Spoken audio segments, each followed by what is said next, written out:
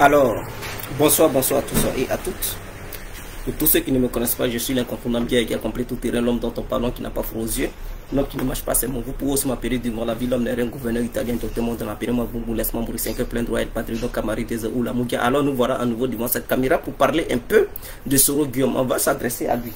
C'est très important parce que c'est important de rappeler les gens. On doit rappeler aux gens qui ils sont et comment ils sont. Vous comprenez? On doit rappeler aux gens qui ils sont et comment ils sont. J'aimerais dire ici, devant cette caméra, monsieur le professeur, je parle bel et bien de Soro Guillaume, comme il dit, il est professeur, on ne sait pas où il a enseigné, professeur de qui il a été dans sa vie, on ne sait pas. Peut-être aussi il a raison, il est le professeur des rebelles, parce que c'est lui qui donne des coups de rebelles aux gens pour assassiner d'autres personnes. Donc je comprends, sur ce volet-là, oui, on lui accorde le titre de professeur. Mais ce n'est pas ce qui nous intéresse ce soir. C'est pas ce qui nous intéresse ce soir. Ce qui nous intéresse, c'est cette histoire de Cour africaine des droits de l'homme. J'aimerais bel et bien dire à Soro Guillaume que les décisions ivoiriennes ne se prennent pas à la Cour africaine des droits de l'homme. Les décisions ivoiriennes ne se prennent pas à l'Élysée. Les décisions ivoiriennes ne se prennent pas à la Maison Blanche. Les décisions ivoiriennes se prennent en Côte d'Ivoire. Il faudrait qu'il le sache. Et Alassane Ouattara, il ne reçoit pas le dictat de qui que ce soit pour se soumettre. Alassane Ouattara n'est pas Laurent Gbagbo, que Soro Guillaume a trimballé partout dans le monde, sinon que partout en Afrique et en Europe, pour lui faire baisser la culotte. Laurent Gbagbo a signé des accords désastreux, des accords qui n'arrangeaient même pas à la nation ivoirienne, des accords pour s'aimer la calamité au sein de notre nation. Laurent Gbagbo a signé ces accords parce que Soro Guillaume mettait la pression sur lui. Soro Guillaume doit comprendre qu'il y a des personnalités différentes. La personnalité de Laurent Gbagbo ne reflète pas la personnalité d'Alassane Ouattara. Idem pour celle d'Alassane Ouattara ne reflète pas celle de Laurent Gbagbo. Et il doit comprendre à qui il a affaire. Il a affaire à Alassane Ouattara. C'est son nom fétiche qui vous fait peur. Il a affaire à Draman. Voilà. Il a affaire à Draman. Et Alassane Ouattara, il ne baisse pas sa culotte. Ce n'est pas la Cour africaine des droits de l'homme qui va, ou bien qui valide la candidature des gens en Afrique. Depuis quand la Cour africaine des droits de l'homme en Afrique a déjà certifié les candidats pour dire, bon, ils sont éligibles ou pas. Mais voilà pourquoi chaque pays a son conseil constitutionnel. Chaque pays a ses lois. Donc si les lois ivoiriennes devraient être torpillées par les lois d'une quelconque Cour africaine des droits de l'homme, mais pourquoi la condition ivoirienne existe? Sur quoi la Côte d'Ivoire va se baser pour dire elle a une identité? Sur quoi on va se baser pour dire oui, on a une justice au sein de notre nation? D'accord. Si la Cour africaine doit anéantir notre justice, c'est qu'il est mieux que la Côte d'Ivoire n'ait pas même de justice. Il est mieux de mettre vraiment les juges de Côte d'Ivoire sur banc de touche, parce qu'ils ne servent à rien. Mais je pense que Soro Guillaume doit se réveiller dans son coma calamiteux. Il doit comprendre que la Cour africaine des droits de l'homme, s'il a ses copains là-bas, ses amis en Côte d'Ivoire là, la justice a tranché. Et le président du Conseil constitutionnel a dit le droit hier. Et ce droit a été savoureux, a été salué par tous les Ivoiriens, je dis bien tous les Ivoiriens, sans exception. Seulement les petits hypocrites qui ne veulent pas, qui crient au loup, qui ne veulent rien savoir. Lui-même, Soro Guillaume, s'il était conscient de ce qu'il fait, il allait arrêter ses bêtises le plus tôt possible. Il savait bel et bien que sa candidature n'allait pas être validée. Mais il s'appuie sur une cour quelconque africaine des droits de l'homme. Si cette cour était crédible, la première des choses, c'était de porter plainte contre Soro Guillaume, parce que Soro Guillaume a tué des gens en Côte d'Ivoire. Maintenant, cette cour ferme les yeux sur les crimes graves commis par la personne, l'individu de Guillaume Soro, et parle d'une élection quelconque. La crédibilité d'une chose, c'est dès le début, on voit ça. Soro Guillaume, la Cour africaine des droits de l'homme n'a jamais été crédible. Parce que quand on dit Cour africaine, On parle de toute l'Afrique, des droits de l'homme. Mais les Ivoiriens qui sont morts là, ils sont des hommes. Des femmes et des hommes. Ce sont des humains qui ont été assassinés en Côte d'Ivoire. Et dès lors que cette cour a été créée pour défendre le droit des humains, et que ces humains sont tués par d'autres humains, et qu'on connaît ceux qui ont téléguidé certains humains à aller assassiner les autres, et la cour reste muette sans dire quoi que ce soit, sans poursuivre qui que ce soit, cette cour n'est plus crédible aux yeux du peuple ivoirien. Je tiens à le souligner, elle n'est plus crédible aux yeux du peuple ivoirien. Donc cette cour ne peut pas s'immiscer dans notre affaire d'élection. Je dis bien, cette cour ne peut pas s'immiscer dans notre affaire d'élection. Elle était où quand Soro Guillaume faisait la rébellion en 2002? Elle était où lorsque la guerre se passait en Côte d'Ivoire en 2010-2011? Elle était où quand Soro Guillaume cachait les armes chez Toussoul? Elle était où quand les députés pour Soro préparaient un coup d'État contre la nation ivoirienne? Cette cour africaine des droits de l'homme était où? Elle n'a rien dit, elle n'a même pas pondu un petit mot. Aujourd'hui, la candidature de Soro Guillaume a été disqualifiée totalement. Alors c'est là, cette cour sort. On voit que là, à partir de cet instant, la cour a une partie prise. Et donc, elle n'est plus crédible aux yeux des Ivoiriens. Soro Guillaume doit comprendre qu'au lieu de perdre son temps derrière cette cour, qu'il comprenne la réalité des faits, il doit comprendre une fois pour toujours que ce n'est pas Laurent Gbagbo qui est au palais présidentiel. Je dis bien au palais présidentiel de Côte d'Ivoire, ce n'est pas Koudou Laurent Gbagbo qui réside là-bas. Le président de la jeunesse, ce n'est pas Charles Blé Goudé qui parle. Non. Soro Guillaume doit comprendre que Mamadou Touré est le président de la... Il est le ministre de la jeunesse en Côte d'Ivoire. Il doit comprendre que le premier ministre de la Côte d'Ivoire, ce n'est pas Afi Nguessan, c'est Ahmed Bakayoko. Il doit comprendre que le ministre de la Défense, c'est Ahmed Bakayoko. Donc son petit jeu dans lequel il veut trimballer, il veut conduire l'État ivoirien, il ne pourra pas réussir. Qu'il l'attende au moins en 2025. Et si d'ailleurs il ne négocie pas, en 2025 encore, il sera disqualifié. Il sera inéligible encore en 2025. Il faudra qu'il comprenne ça. L'asile qu'il a demandé, qu'il reste là-bas. Il a déjà 4 maisons en France ici. Qu'il profite de ces maisons, qu'il fasse sa belle vie. On ne veut plus de lui en Côte d'Ivoire. Il faudrait que les gens comprennent. Ceux qui suivent Soro Guillaume, dites-lui que les élections ivoiriennes, ce n'est pas dans les autres pays africains que ça se passe. Ça se passe sur le territoire ivoirien. Ceux qui valident les résultats de la Côte d'Ivoire, c'est la CEI et le Conseil constitutionnel. Ce n'est pas la Cour africaine des droits de l'homme. Depuis quand en Afrique, vous avez déjà vu la Cour africaine des droits de l'homme valider la candidature de quelqu'un pour dire qu'il est éligible ou non? Vous avez vu ça? Donnez-moi un exemple. Et je vais vous dire, oui, vous avez raison. Cette Cour même est discréditée aux yeux des États africains. Et d'ailleurs, tous les États africains ne reconnaissent même pas cette Cour. D'autres sont membres, mais ils ne reconnaissent pas la crédibilité de cette Cour. Donc la Cour n'a pas l'habilité et n'a pas les compétences nécessaires pour pouvoir juger certains faits qui se passent sur le territoire africain. Mais cette Cour est là. Et puis les Africains sont vendus en Libye. Est-ce qu'elle a une fois levé le petit doigt pour dire, bon, on va poursuivre les terroristes libyens qui maltraitent certains Noirs, sachant bel et bien que les Libyens aussi, ils sont des Noirs. Et donc, on va traquer d'autres Africains qui maltraitent d'autres Africains. La Cour n'a jamais fait cela. La Cour n'a jamais mis sur pied une justice capable de juger tous ceux qui vont contre les règles de certains États, qui vont contre les règles de la population africaine. Mais lorsqu'il s'agit d'élections, elle prend parti pour Guillaume Soro. Non, la Cour, elle est excitée, elle est surexcitée, elle se masturbe, c'est-à-dire, elle prend position. Ça, c'est une position flagrante délit.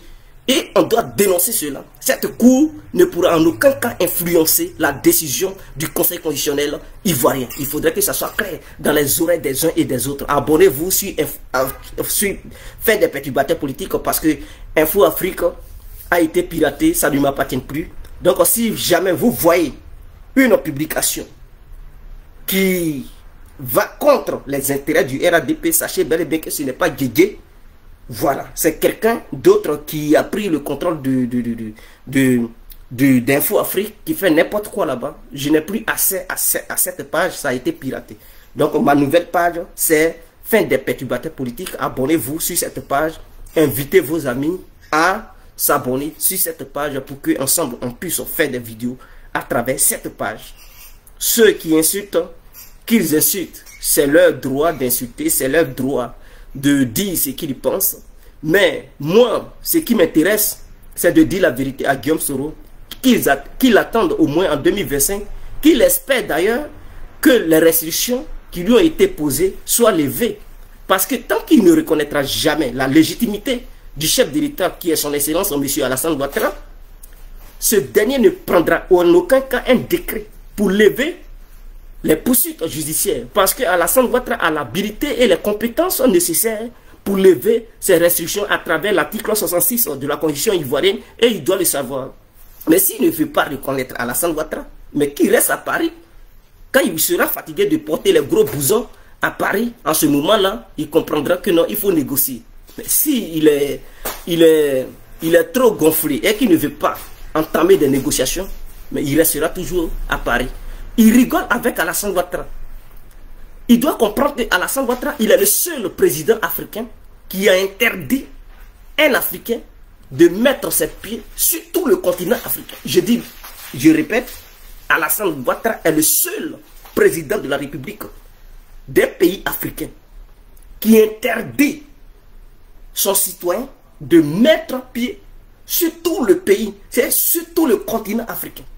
Là où Soro Diom, il est en France, là, il interdit de mettre ses pieds dans un pays africain. Que ce soit, même en Libye, où il y a l'insécurité, il ne peut pas mettre ses pieds là-bas. Il doit comprendre. Alassane n'est pas Gbagbo. Hein. Même en Afrique du Sud, il ne peut pas prendre un vol pour dire il va en Afrique du Sud. Il ne peut pas prendre un vol pour dire il va en Égypte. Il ne peut pas venir non plus au Maroc.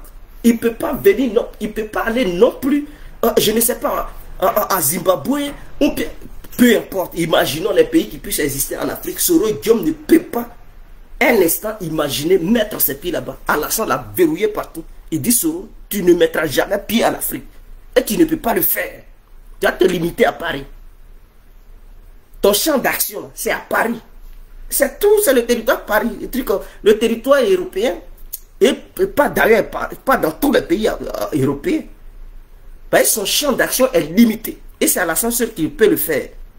Qui peut le faire. Ce n'est pas autant de Gbagbo. Il envoyait Laurent Gbagbo à Québec, Ouaga, Linas Makoussi, Accra, n'importe quoi. Il envoyait partout. Et Laurent Gbagbo cédait. Il suivait Soro comme un aboussant. Il suivait Soro Diom comme un esclave. Et il faisait tout ce qu'il pouvait faire. Mais Soro Diom, c'est fait qu'il coupe fait. Tu as croisé Alassane Ouattara, il va te montrer qui a mis l'eau dans le coco. Et ça, ce n'est rien encore. C'est un petit échantillon que tu es en train de voir. Mais le gros, ça y est derrière. Et tes menaces. La lutte sera âpre. C'est-à-dire, tu vas t'engager dans une lutte violente désormais. Mais mon frère, on te connaît, on sait que ta violence avec Alassane Ouattara, ça se limite sur Facebook et Twitter. Tu ne pourras jamais transporter cette violence écrite et orale sur le territoire pour que ça devienne une violence physique. Tu ne pourras jamais, même dans ton plus grand rêve. Et donc, ceux qui te suivent comme moutons, mais qui te suivent parce qu'ils n'ont rien compris, ils pensent encore que l'espoir se trouve du côté de Soro Diom. Non. Depuis que Soro Diom a désisté, il a fui. C'est-à-dire, on lui a chuté les fesses comme un moins que rien. Depuis ce jour-là, l'espoir a fui Guillaume Soro. Je dis bien, l'espoir a fui Guillaume Soro depuis 2019. Donc l'espoir ne se trouve plus du côté de Guillaume Soro. Arrangez-vous derrière Alassane Ouattara. Parce qu'il est l'homme de la situation. Il est celui qui est capable de développer la Côte d'Ivoire. Il est celui qui est capable de faire émerger la Côte d'Ivoire. Et nous constatons, depuis qu'il est président de la République, la stabilité est garantie. La Côte d'Ivoire avance à une vitesse lumière. La Côte d'Ivoire attire les opérateurs économiques. La Côte d'Ivoire ne fait que faire pleuvoir des immeubles. Bon, ça c'est la métaphore pour dire il y a des immeubles qui sont en train d'être construits. D'autres ont été déjà construits. Des supermarchés et tout. Vous devez comprendre. Vous devez comprendre. Donc je ne sais pas pourquoi vous cherchez des gens qui sont incapables de faire avancer la Côte d'Ivoire. Vous êtes derrière eux. Au lieu au lieu d'oser, vous ne voyez pas Kakabe. Lui, mais il a l'esprit de l'émancipation à lui. Hein. Kakabe, il veut s'émanciper. Kakabe veut évoluer. Ah, mais qui va se négliger? Suivez, mais pourquoi vous-même, vous ne voulez pas oser? Vous suivez des terroristes, Guillaume Soro. Ah, pourtant, au sein du GPS, où le racisme, il y a des gens capables de vouloir représenter le GPS, de vouloir représenter le racisme. Vous étiez au courant et vous le saviez très bien que Soro Guillaume, il était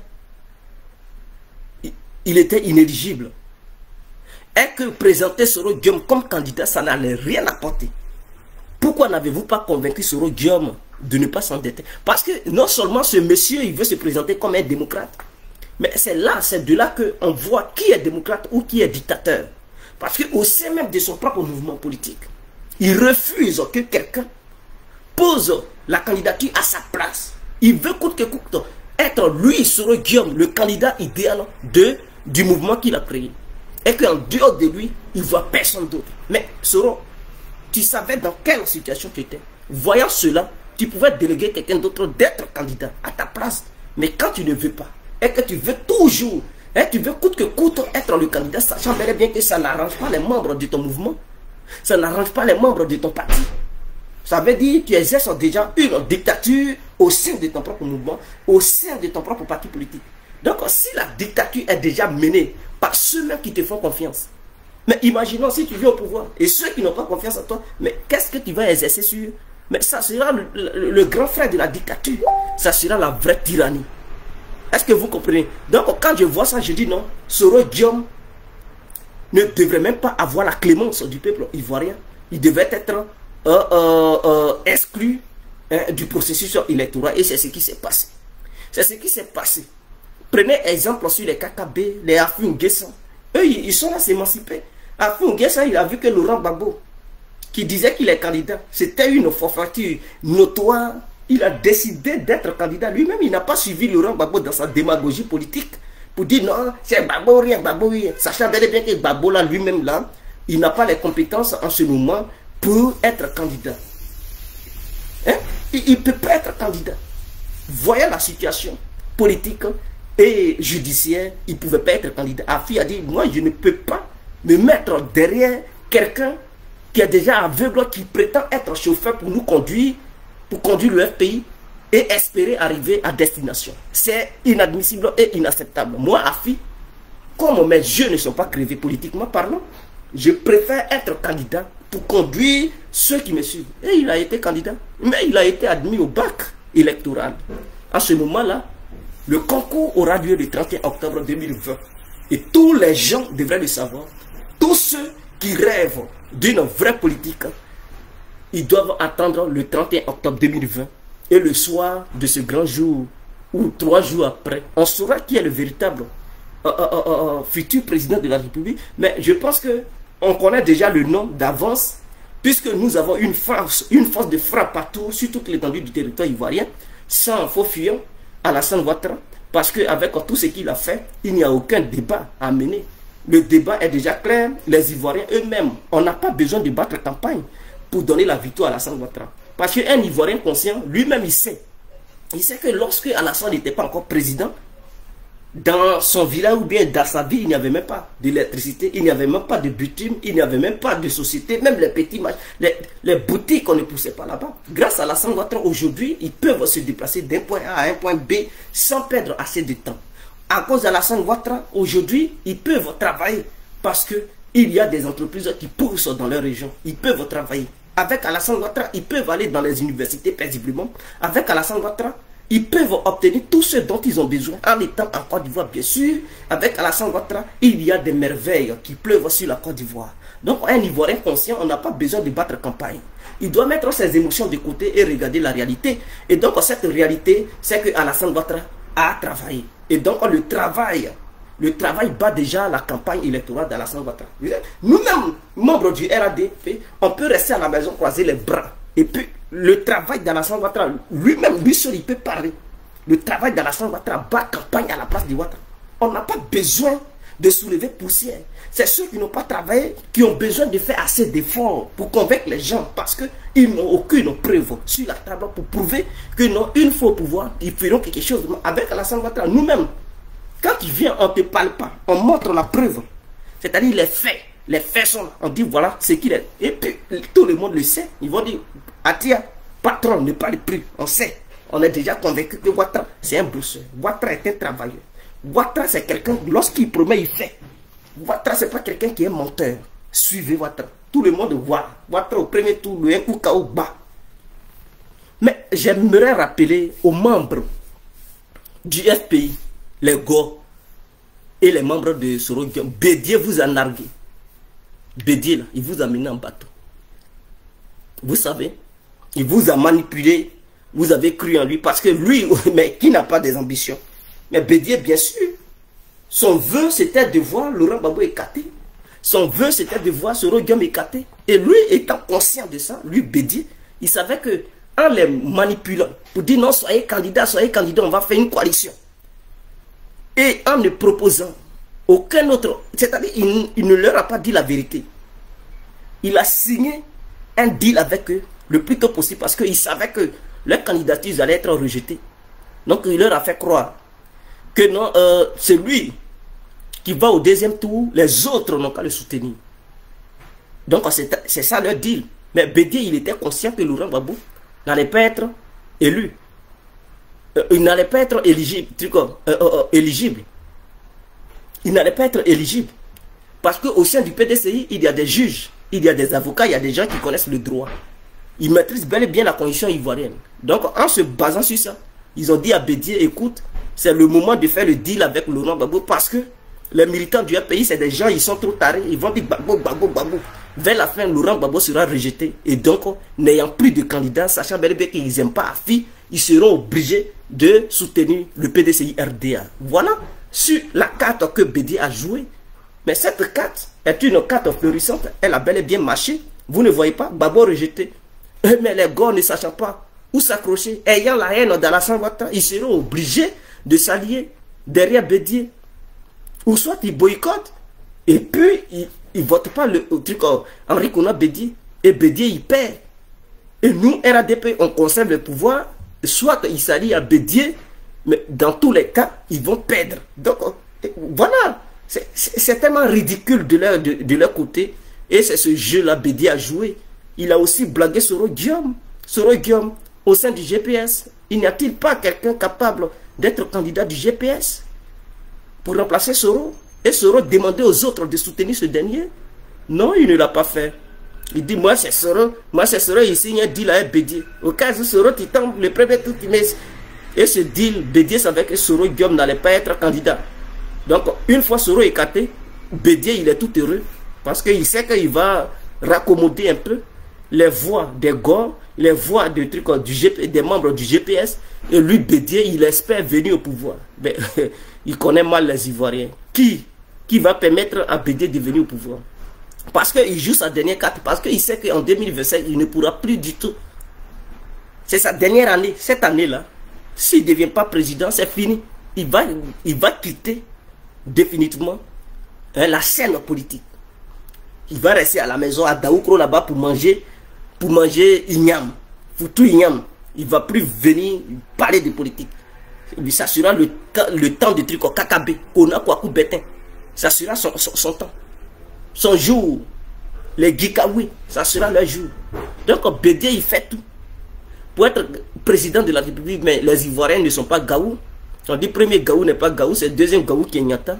Les Ivoiriens ont vu, ils ont déjà testé le produit, ils ont constaté que le produit n'était pas de bonne qualité. Donc un produit qui n'est pas de bonne qualité, est-ce que tu vas prendre ça pour te cacher, mon frère?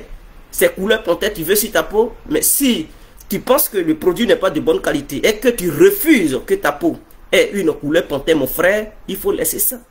Il faut laisser ça. Ici, il devient vert, rouge, noir, orange. Non, c'est fini ça. C'est fini. Nous avions, dans le temps, testé Henri Konan Bédié. Il ne nous a rien apporté. Henri Konan Bédié, il nous a montré la misère, la galère. Tout ce qui était négatif, c'est ce qu'Henri Konan Bédié nous a montré. Donc aujourd'hui, nous ne pouvons pas supporter Henri Konan Bédié. Tous derrière Ouattara, tous tous la victoire pour le RADP. Le 1 coup KO, je dis bien le 1 coup KO, c'est propre. Il n'y a pas de négociation. Le 1 coup KO verra le jour. Qui pleut, qui neige, on gagne. Si vous ne voulez pas, attendez 2025. Et je tiens à vous rappeler, quiconque veut s'aimer des troubles, il va goûter la matin. Nous avons déjà préparé des cellules bien dorées, des cellules luxueuses pour vous. Donc, quiconque, n'importe qui ira contre la stabilité, verra des gens sur son chemin. Je dis, il verra des gens sur son chemin. Et donc, on ne parle pas trop. On est là. Le pays est géré, le pays est gouverné. Bon, si on veut trop parler, c'est comme si on était inquiet. Mais je rassure tous les Ivoiriens, il y aura bel et bien des élections. Ceux qui caquent pour dire qu'il n'y aura pas d'élection, leurs caques se limiteront sur Facebook. Parce que leurs caques ne quitteront pas. Ce sont des caques virtuels. Mais nous, on vit le réel. On est dans un monde réel. Alassane est un candidat réel et non un candidat virtuel. Ceux qui sont présidents futurs de la Côte d'Ivoire virtuellement, je comprends les Guillaume Soro qui ont déjà prêté serment de façon virtuelle sur Facebook ou Twitter, je comprends. Mais nous, notre client, notre champion, lui, il prête serment dans le monde réel. Il ne prête pas serment dans un écran pour donner espoir aux gens. Est-ce que vous comprenez? Donc, je pense que je vais me calmer sur ce côté-là. Je vais me taire. Venez vous abonner. C'est parce qu'il n'y a pas assez d'abonnés. Mais s'il y avait assez d'abonnés, j'allais booster. J'allais aller encore en profondeur. Sortir de mes gonds. Une énergie vraiment pas possible. J'allais dégager ça pour vous faire plaisir ce soir. Mais on va se limiter là. Demain est un grand jour. Nous allons en parler. On va revenir sur cette affaire. On regarde dans l'évolution de la situation. Et après, on se prononcera. C'est très important. Vive la Côte d'Ivoire. Vive le peuple ivoirien. Vive la vérité. Soro Guillaume, qui est dans cette histoire de coup africain des droits de l'homme, ça ne peut pas faire fléchir le genou de la condition ivoirienne. Les lois ivoiriennes sont les lois ivoiriennes. Elles sont indépendantes. Voilà. Ce n'est pas une petite cour qui n'est même pas respectée par tout le monde qui va faire fléchir le genou à notre République. Il faudrait que tu le saches. Donc, urgent que tu as mis, ça n'engage que toi. Nous, en Côte d'Ivoire, on s'en fout de la Cour africaine des droits de l'homme. Si ce, on se laisse. C'était le contenant bien compris. Ciao.